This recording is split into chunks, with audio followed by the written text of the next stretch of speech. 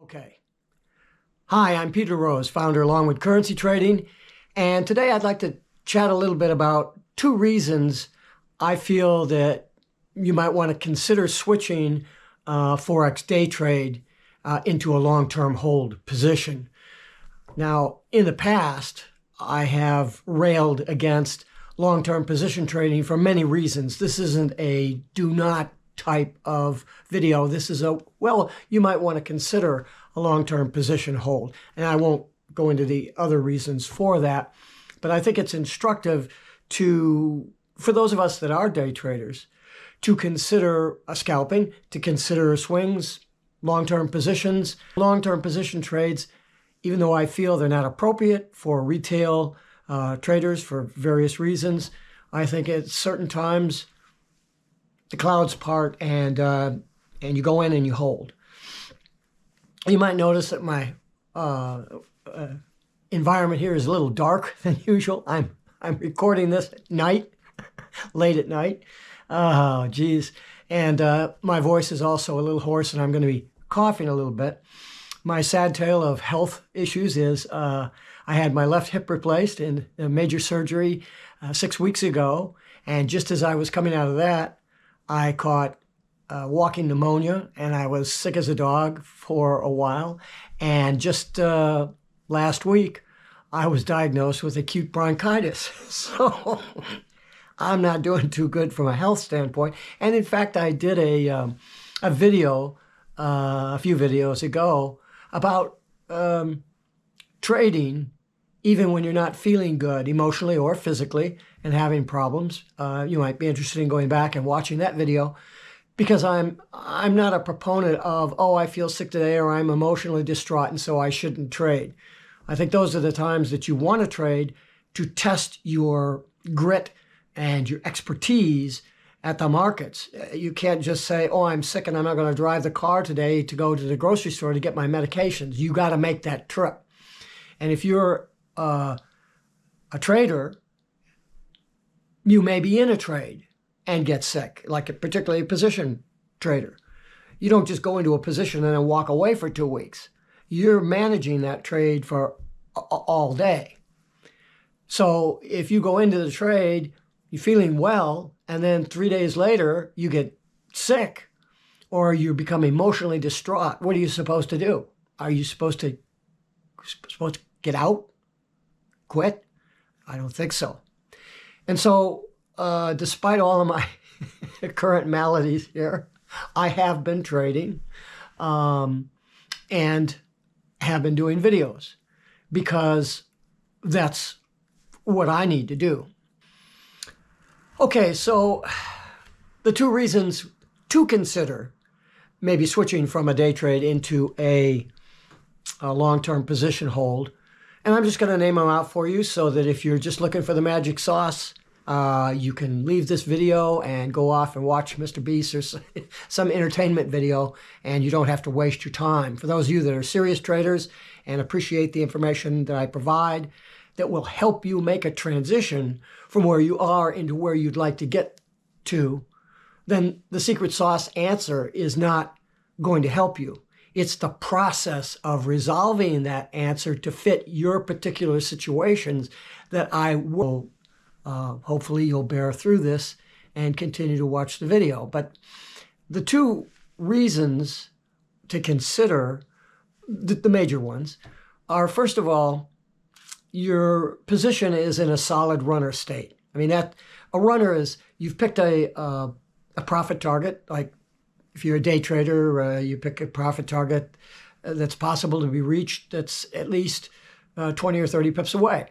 And then you try to bite off as much of that as you can get in a two-hour trading period that you may have, so you may get 12, 15, 20 of those pips, maybe 8, whatever you're able to do in the time frame that you have to trade. But sometimes that price will take off and go through your profit target. At that point, my term for that kind of position is a runner, because it's run beyond the profit target. Now, what are you going to do?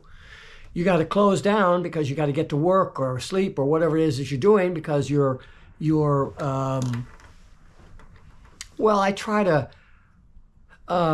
work with my students and on this channel with the assumption that you are working a job, that you might have an hour, possibly 2 hours in the morning before you have to head off to work. Maybe you might have an hour after you get home at night to trade an Asian session or something, or if you're in Asia, you're going to trade a New York session or something. So that runner that all of a sudden manifests itself 45 minutes into your trading time, or an hour and a half or something, you're going, wow, I've gone 35 pips with this thing. I had a profit target of 20 and I'm 15 beyond that. Man, I just really want to hang on to this and see how much of a run I've got to do with it. Great, why not? So you're gonna trail a stop behind that. Well, where are you going to put that stop? Well, I'll leave that up to you, or I cover that in coursework and stuff. I don't think that's the point of the video here. The point is that if you are a day trader and you understand what a profit target means, and your position goes beyond that profit target, a certain percentage or value that you've predetermined as a static rule in your trading plan, then you classify that position as a runner, and you have rules then to deal with where you're going to trail the stop and how far you're going to let it go. Or you're going to say, geez, I'd be happy if I got another 20 pips out of this because I see some structural constructs around that. I'm eventually going to bump into that next set of boundary conditions. And so maybe I had to just set that profit target for there and trail my stop behind that. And if I get, maybe that point is 50 pips up.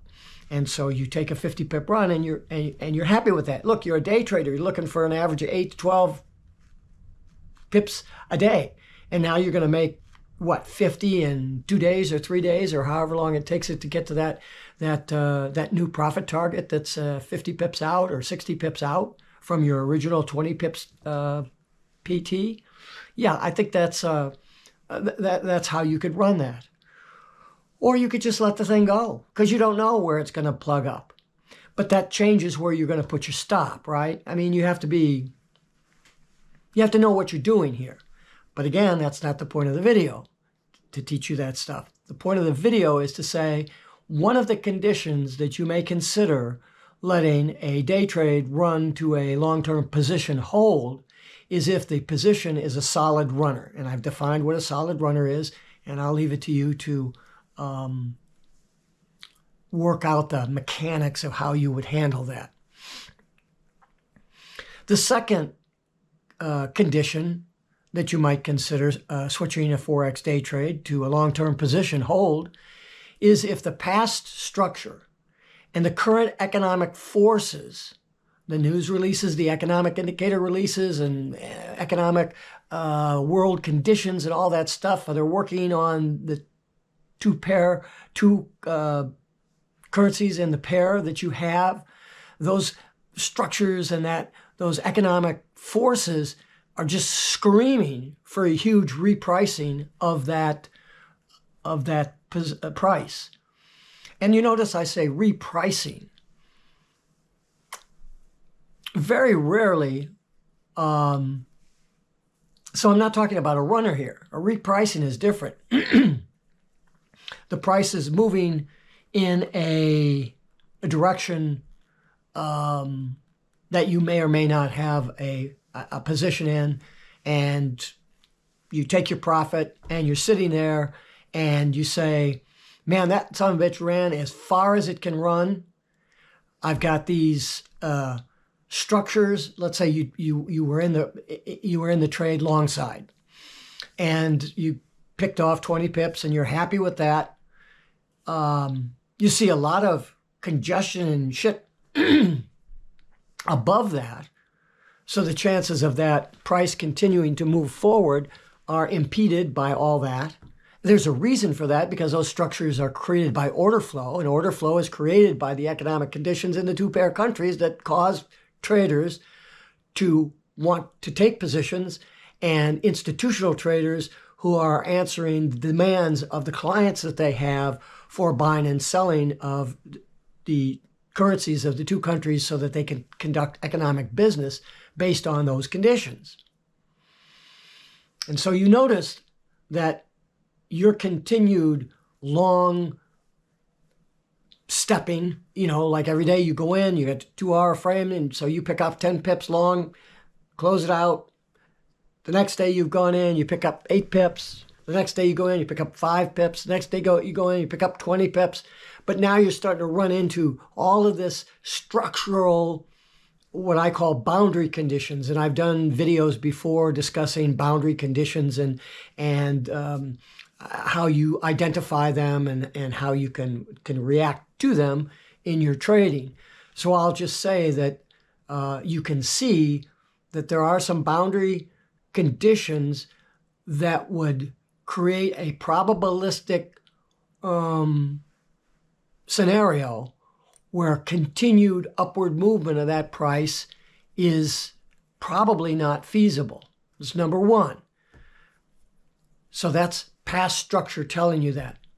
Now also you're looking at the current economic forces around you, and those economic forces are manifest in the interest rate policies of the two pair countries, the economic conditions within those two countries, the unemployment rates, the new home pricing, the producer price indexing. All those economic numbers are telling the story of the health of the two pair countries. So you happen to be in the, let's say you're trading euro dollar. So, and you're trading long, which means you're short the dollar, and long euro. But you see the economic conditions within USD changing drastically and just screaming that the strengthening of the dollar just has to be.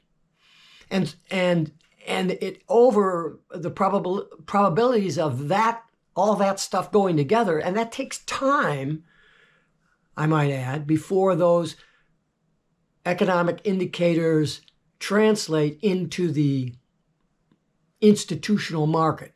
The institutional traders already know what those numbers are going to be, far better than we can do it. If you're going to go into an NFP and you see these 70 and 80 pip pin bars and swings, that's not the institutional traders. That's the retail traders. Half of the traders got it wrong and they're scrambling to get out.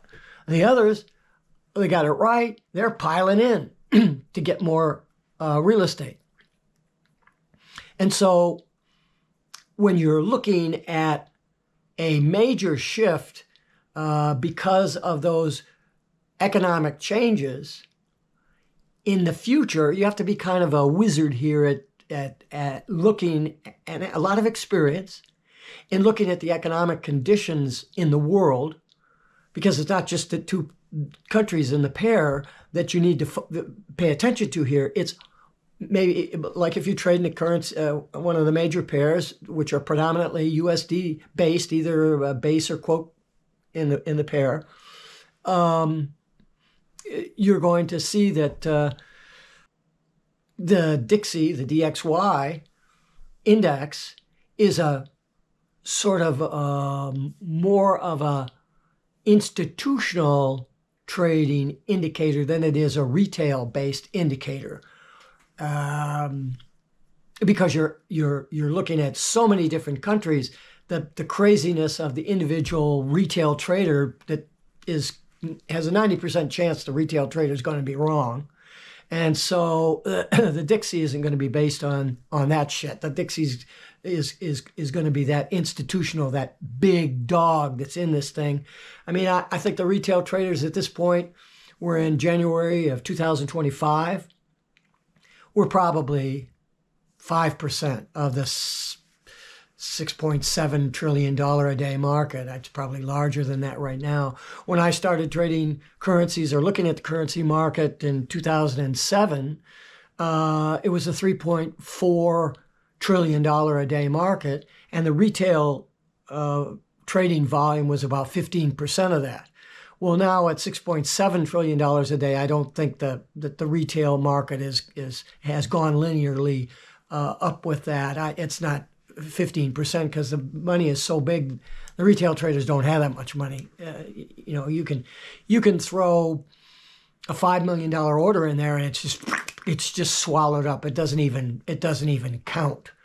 The bank traders are throwing around hundreds of millions of dollars a trade. So we have to pay attention to the economic conditions that would affect the bank traders, the institutional traders. And if you're looking at those indicators, the Dixie, the release of the economic health of the two-pair countries, and then kind of looking at the other countries that make up the Dixie, if you're trading USD, I mean, if you're trading,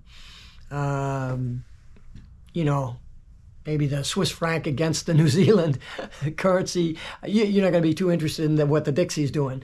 But I will tell you that Euro USD and GDP USD comprise 85% of the overall currency market volume of $6.7 trillion. So, and the other pairs that make up what we call the majors, the 6 major pairs, they all have a USD component to them because USD happens to be at this particular time the big dog in all this. You're probably 95% of the currency market in the 6 major pairs. 95% maybe. You're not going to get very much economic trade between Thailand and New Zealand, or Thailand and, I don't know, Denmark or whatever.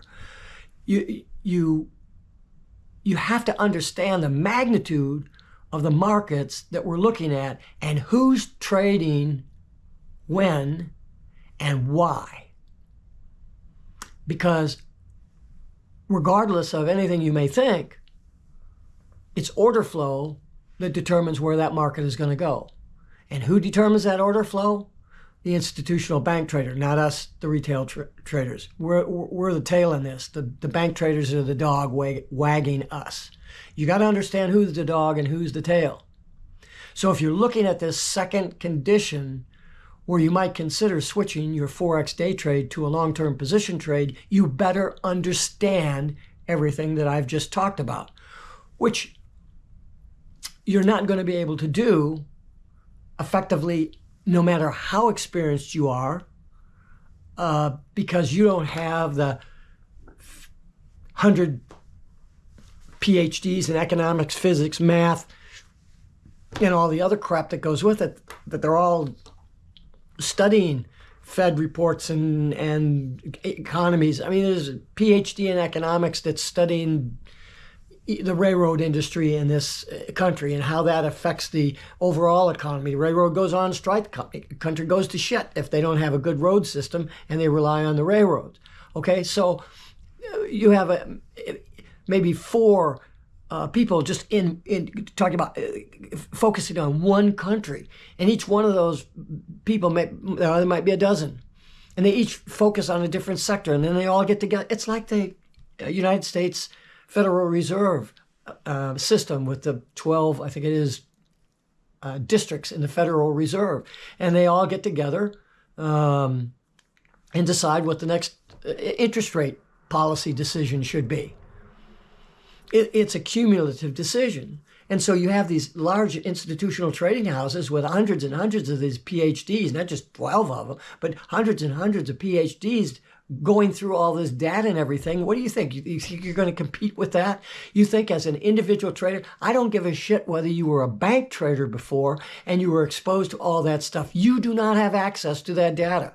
And so I don't have any, I don't put any credence in anybody that's been an institutional or a bank trader who's now trying to tell us retail traders what they should be doing. You don't know what we should be doing because you didn't learn how to do that. Bank traders trade totally differently and for a totally different purpose than we do as retail traders. So I can't listen to them.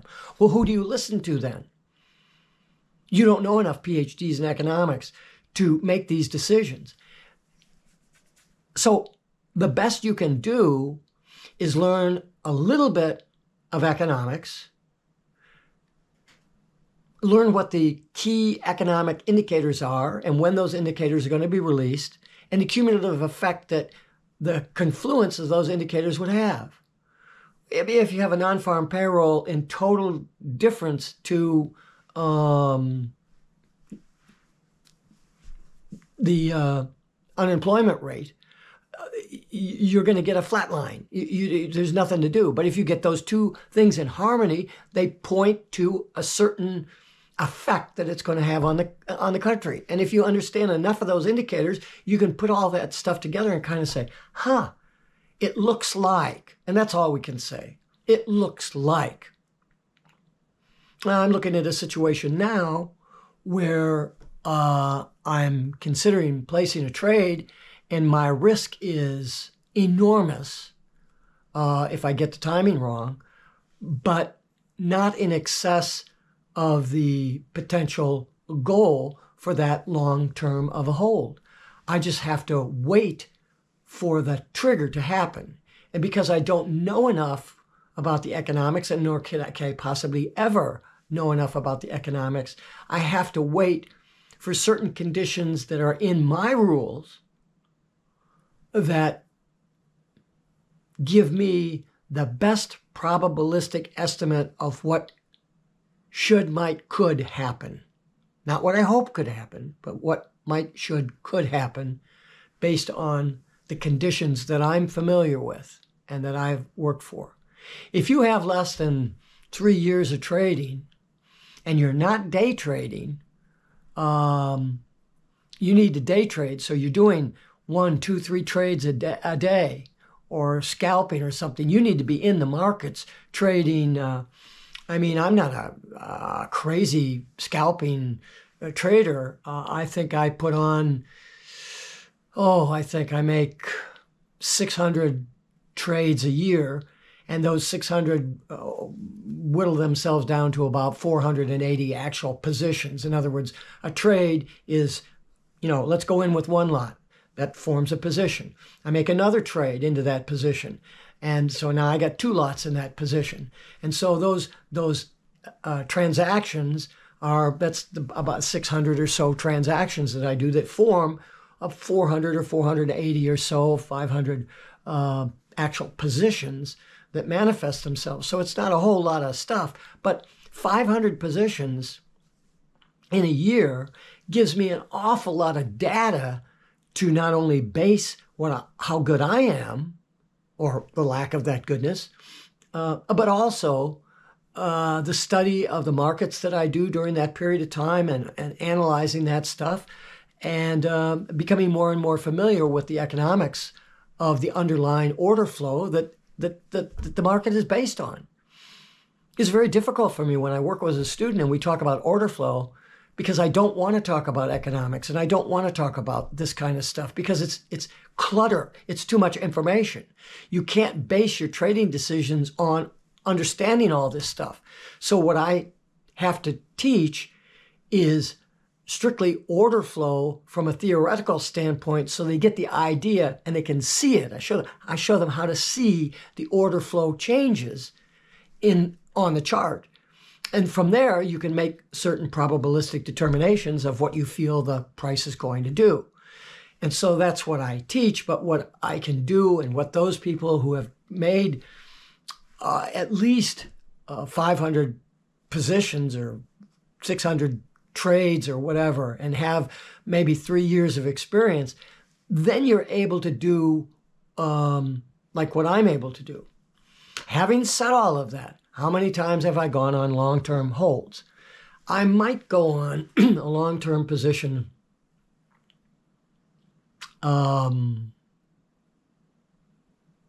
maybe once every 3 months. I might hold the position for more than a few days. I've held positions for months. Most of the time, those positions are underwater positions that I'm holding because my view of the market has indicated that there will be a repricing and that will be made up. I've had positions $20,000 against me and all of a sudden turn around and I make $5,000 or I make $10,000. That's a rare occasion. Most of the time, those positions tend to be losers because long-term position trading for retail traders is a deadly game. And you can only do it, I feel, if you have experience. And even with that experience, you better be careful because it's well, I don't want to say it's 80% against you in the whole, but I think that's a fair percentage. So you say, well, how do you get out of that? Well, when you're in the position and it starts to go against you, you have to cut it. You can't, you can sit with you can say, well, I've got a $5,000 pain point for this because I think the trade is going to go and give me a 5,000 gain. And I'm not talking about risk reward. I'm simply talking about gain versus the risk that you take. I'm willing to risk 5,000 if my potential gain is 5,000 because in my overall positions, I'm a 60-40 trader when I'm staging and building positions, and I'm a 70-30 trader when I'm all in, all out trading. And I'm about 80% of my daily positions are profitable. So if I trade for 10 days, 8 of them tend to be positive over the long run. I've just had a string where I've had 5 days go bad on me, and I've only traded like 8. So, but then I've gone strings of 16 days straight with no losses. It's all a probabilistic thing, and I'm spending a lot of time on this second condition because I just have to caution you that it's just deadly as a day trader, and particularly as a day trader with not very much experience, to even consider looking at this kind of stuff. First of all, I think if you don't have a lot of experience, you shouldn't be even looking at doing a long-term hold. I think if you look for doing a long-term hold, you'll find a reason to do that. You'll do that and you'll end up as a loser because it's 80% against you to long-term hold. However, as you gain in experience and you get a runner, you can easily float a stop at the appropriate distance that your expertise allows you to float that stop to give it price room to move around and breathe.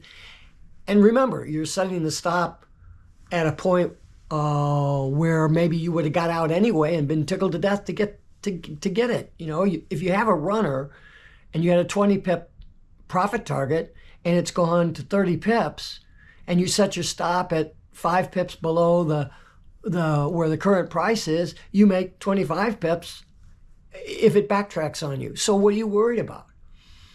The danger is that you set that thing 20 pips below where you were, and now you're losing the profit that you had thought that you were gaining. So instead of getting a 15 pip gain, the thing had a runner and went to 25. Okay, that's fine. But you were looking to get 15 pips out of that trade, and now you get 5 pips. And so your inexperience has cost you 10 pips. You're trading a 10 lot on 10 pips. That's $1,000. That's a lot of money. So you're going to have to look at what I'm talking about here. I don't usually talk about on this channel because it is advanced stuff, and most of the folks that are paying attention to me are experienced traders. They got at least 6 months trading a $1,000 real account. I don't talk to anybody that has less than that experience because I can't help you. You don't have enough experience for me to make any sense to you. But for those that do have that kind of experience, the stuff that I'm presenting should be helpful for you within the parameters of the experience that you have. I mean, you're only limited by the education that you have, and there's a 90% chance that the education that you have isn't for shit. So I can overcome that in certain ways by talking about stuff that's going to be applicable to you, that you can identify, say, oh, I did that. Oh, this is what he's saying that I should have looked for. Oh, I got it. And that way I can help you. If everything that I'm saying makes sense to you, that's when someone will contact me and say, hey, what do you got for courses and consulting and that sort of stuff?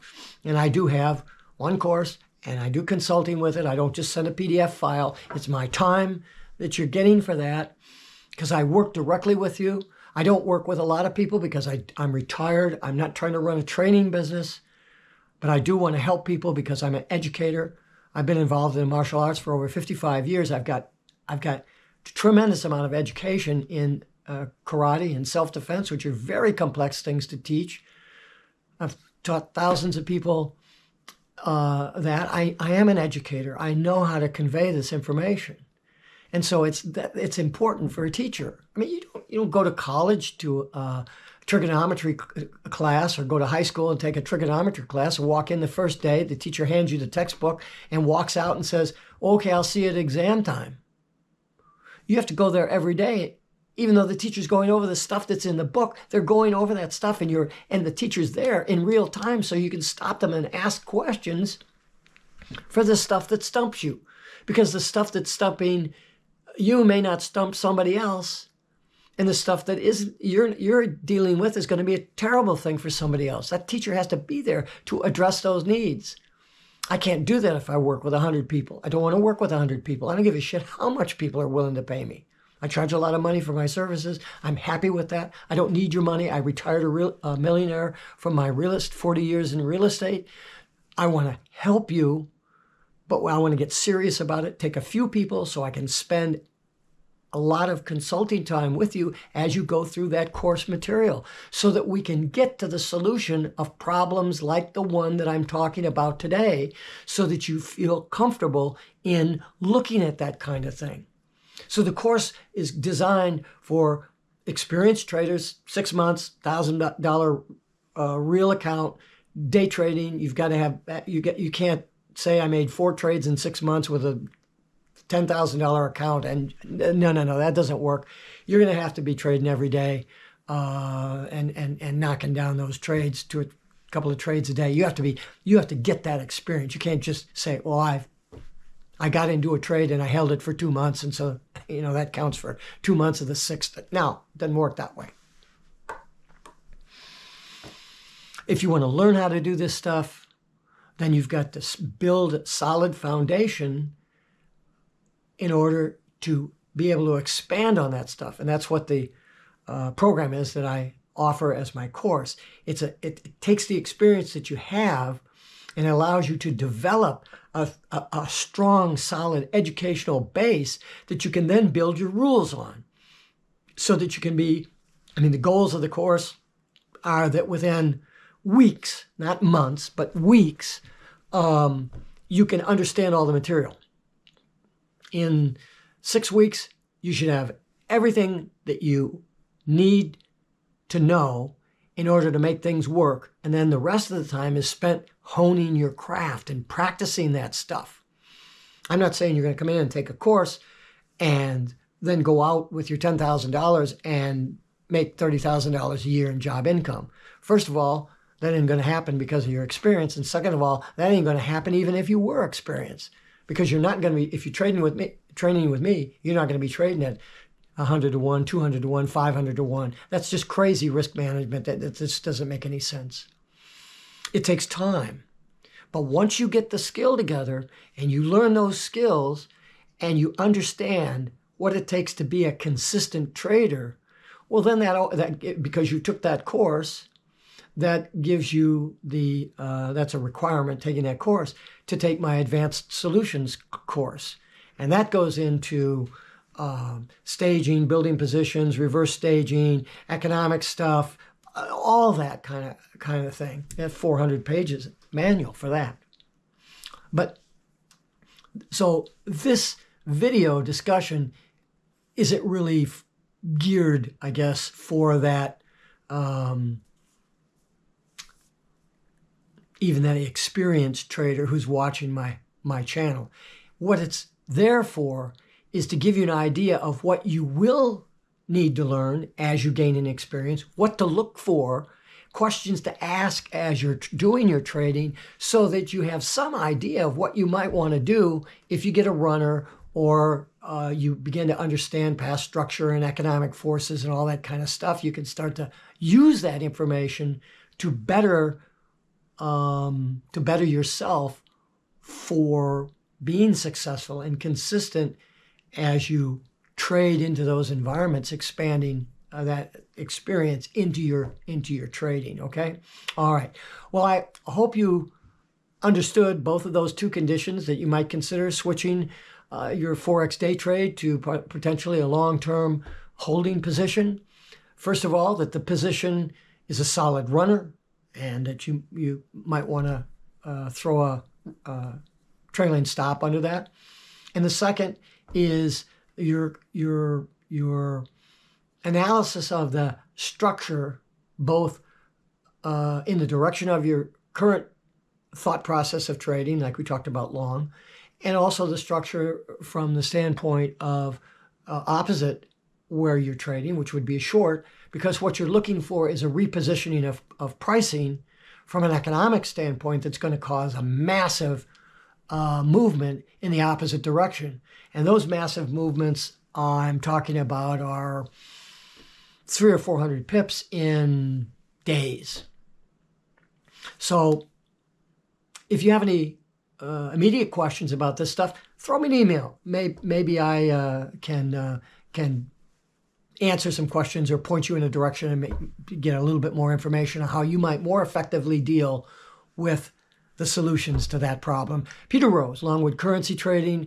Have a great day and have a great trading day.